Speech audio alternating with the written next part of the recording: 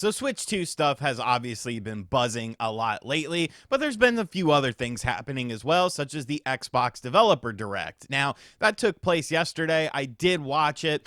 I think those go on for just too long. Like, I get some people like to hear developer stories and stuff like that, but it seems to me like it should just be trailers, and then if you want the developer stories, like that should be a separate thing, but that's just how Xbox handles things. Of course, Ninja Gaiden 4 was at this event, which I thought looked absolutely awesome. You also had Doom, The Dark Ages as well, which doesn't have multiplayer. I know it's not a big deal for some people, but I enjoyed Doom 2016's multiplayer, so I was hopeful that we were going to have that in this new game. Of course, since this was an Xbox presentation, you have to look at these games and figure, well, some of them are coming to the Nintendo Switch too. I mean, Ninja Gaiden 4, I think, is a lock for the system because of Koei Tecmo. Koei Tecmo and Nintendo have a great working relationship. Hyrule Warriors, Fire Emblem Warriors, so on and so forth. So I think Ninja Gaiden 4 does have a very good chance of getting a port to the Nintendo Switch too. But that's not what we're here to talk about today. I did want to briefly mention all of that stuff, but didn't want to make a dedicated video for it. We're going to be talking about a feature that seems to be pretty much confirmed for the Nintendo Switch 2. It's something that we talked about previously, and it was kind of up to speculation, but this new image that is floating around out there from a manufacturer pretty much confirms that this is indeed a thing. So we need to talk about why this is something that's actually very exciting as well. So what we have here is Lexar, which of course is a micro SD and SD card manufacturer, putting out a new advertisement in China for the Nintendo Switch 2. Now, of course, there's going to be a storage medium on there, but you might remember we talked about the fact that these were micro SD express cards, a new form of micro SD card that is far superior to what we have with the standard SD cards right now. Now, there's a few devices out there that do use micro SD express technology, but for the most part, the Nintendo Switch 2 is probably going to be like the biggest device, the most widely known device that will allegedly be using this if this is to be believed, which, I mean, it's Lexar. They're not really a fly-by-night company. I guess you could kind of question the fact that Lexar of China put out this advertisement. But looking at this advertisement, which has been roughly translated, it says the following: Switch 2 is really coming. Waiting for a memory card that is super equipped with it. Switch 2 is really here this time. Want fast loading without lag. Want to download a AAA game in less than 10 minutes. Want to store 100 games. Lexar Play Pro Micro SD Express is here. 900 megabytes a second ultra fast reading speed. Enter the game world in seconds with max fluency. Probably meant fluidity. 600 megabyte per second writing speed. Download a AAA game in less than 10 minutes. Up to 1 terabyte of massive storage. 100 games? Okay, maybe. Easily installed. Will you get the Switch 2? And then you could see here that this is a Lexar card that is indeed branded, sort of kind of like Switch colors, I guess. I don't know. It just kind of looks like, you know, a generic micro SD card. And of course, it has the little, you know, it's blown up for size because micro SD cards are very small. But the micro SD Express is what I kind of want to focus on here, because you do get so much faster read and write speeds with these things. If you download something on the Nintendo Switch eShop right now, especially onto a micro SD card, it does end up taking quite a while for it to download.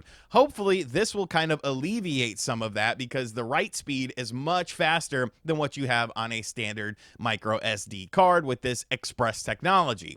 Now, will a micro SD standard card work with this? I'm not sure. Like, I would imagine it would. It would just be slower. I don't know how that would potentially impact actually playing a game off of the micro SD card. I'm not really a big tech head or anything like that, but that would be something worth having a discussion about.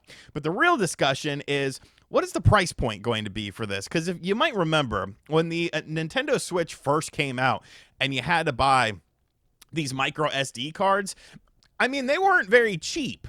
It was kind of expensive. Like, I remember 256 gigs was like $100, like when the system first came out. Now, obviously, as time has gone on, these prices have come down with this technology, but this is newer technology. So what can you kind of expect with this, considering that they're saying up to 1 terabyte for it? Well, we might actually have an answer to that already, because I actually have bought a micro SD card already. This is a micro SD Express card. I purchased it off of SanDisk's website because they were selling it on the website. It is 256 gigabytes and it cost me $40. Now, there was shipping as well with that, no free shipping. I think I had to spend $100 for free shipping, but I actually bought this under the pretense that the Nintendo Switch 2 was going to take micro SD Express technology. And then I guess if it didn't, like, I would just use this for something else. But I bought this about 2 weeks ago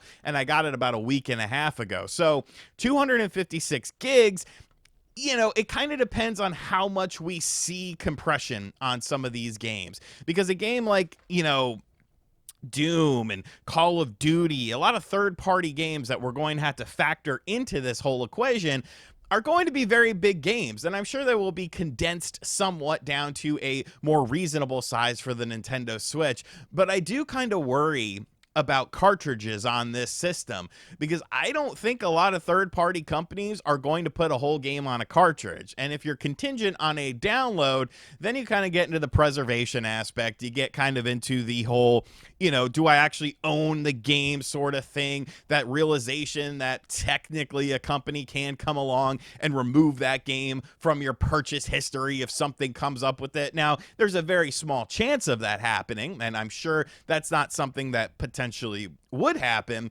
but when there's a chance, there is reason to be a little bit worried. I mean, we've seen games get removed for whatever reason, or demos get removed because they went out too soon or you can't access it, and that's what kind of worries me about the all-digital age in and of itself. As far as the price point of this 1 terabyte card, I would say, I mean, if I'm getting 256 for $40, I think Lexar could do around $100. You know, obviously they would be taking a little bit, you know, 256 times 2 is 512.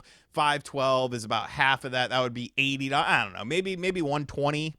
You know, if they want to go with a more not rounded number, but that's still a hell of a lot cheaper. Okay, the 1 terabyte card, the first one that came out that was micro SD, was over $400 for the Nintendo Switch, and that was just like, you know, a SanDisk card.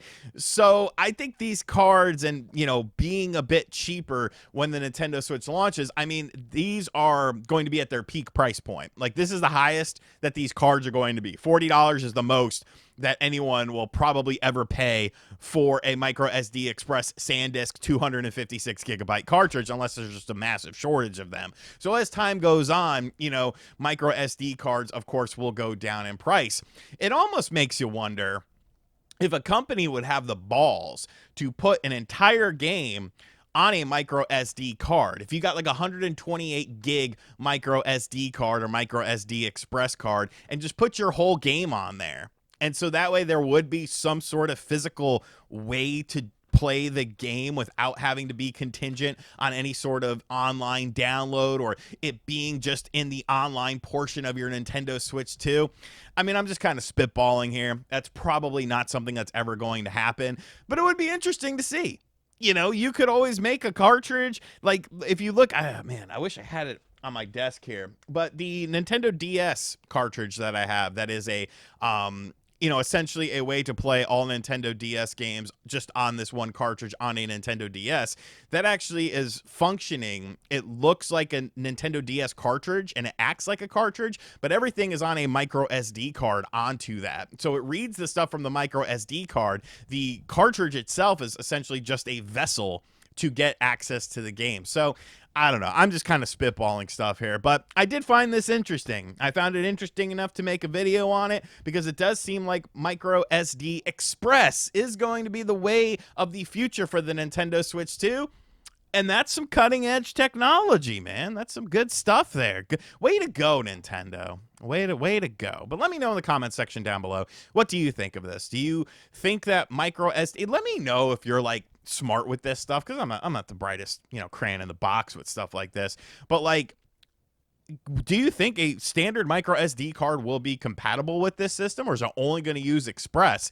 Because if it does impact how fast things process and pull up to play a game off of the micro SD card, that's an Express card, if a micro SD card is slower. You see what I'm saying? Like, I don't know. It feels like that could be potentially a conflict of interest. But let me know in the comments section down below. And as always, guys, thank you for checking out this video. If you are new to the channel, make sure you hit that subscribe button. Be sure to like, comment, and share. Hit the bell as well. And as always, I'll catch you guys on the next video.